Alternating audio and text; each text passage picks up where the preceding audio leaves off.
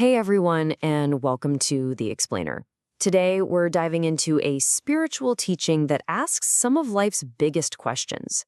It's got this really unique take on karma, seeing it less as cosmic justice and more like a vibration that we carry around. And it offers a pretty specific way to change it. So, let's get right into it. So, right at the heart of this whole teaching is this one huge question. It's a question people have been asking since, well, forever.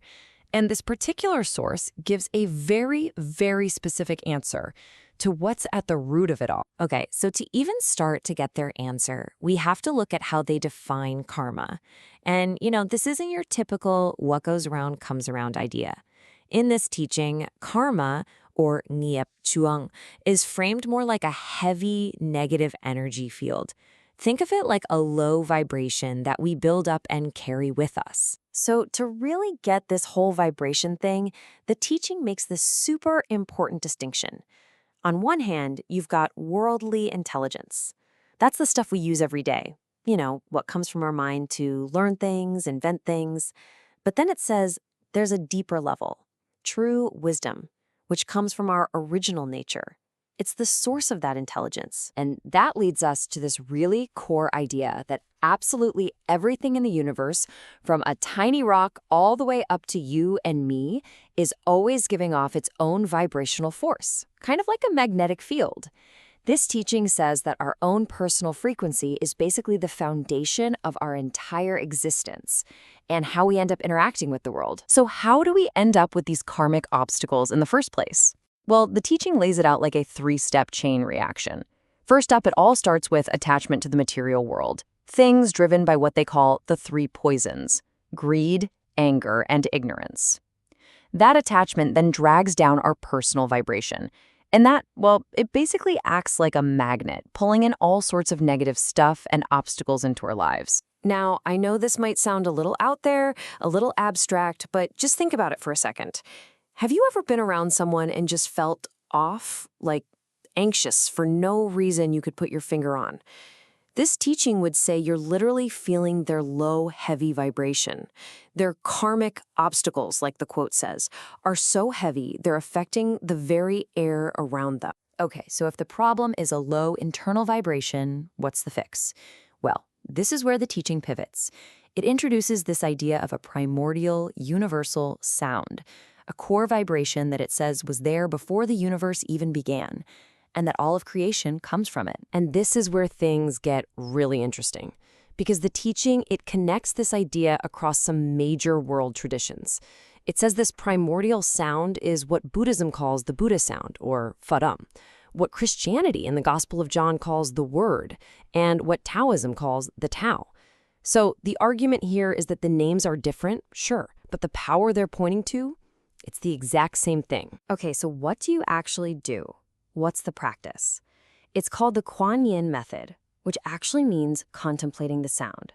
And the whole thing, the entire method, is all about turning your focus inward to listen for this universal sound. The goal is to raise your own vibration up to match. Right. But that brings up a pretty obvious question, doesn't it? If all these different scriptures talk about the sound, can't we just read them and connect with it that way?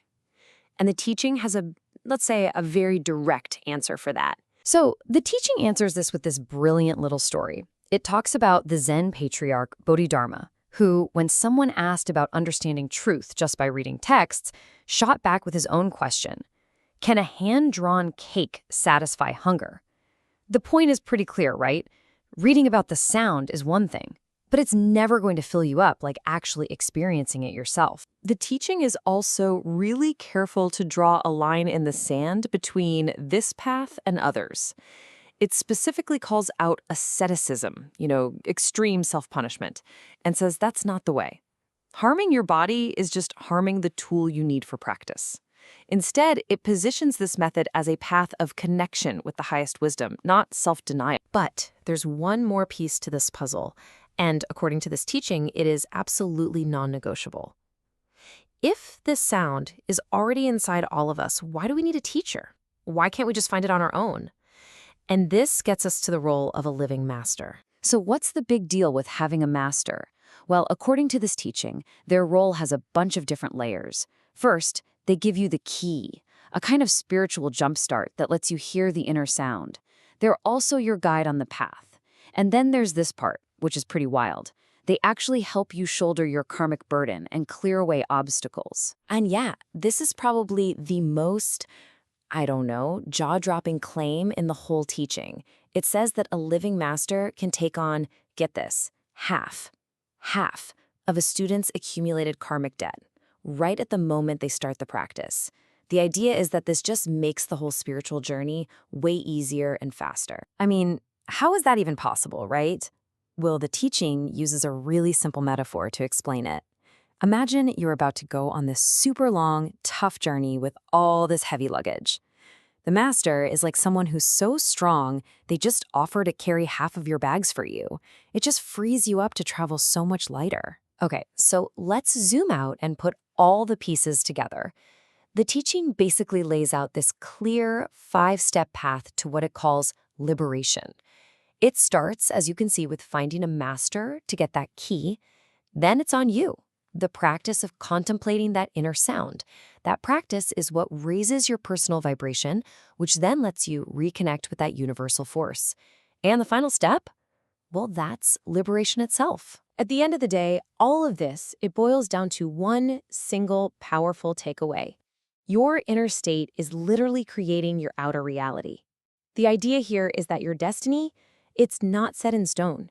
If you can actively change your inner vibration through this practice, you can fundamentally change the kind of life, the kind of destiny you attract. And that leaves us with this final, kind of provocative thought at the core of this whole thing. If it's true that our inner vibration is constantly broadcasting a signal out into the universe, attracting things that match it, it really makes you stop and ask, what signal am I broadcasting right now? Something to think about. That's it for this explainer. Thanks for tuning in.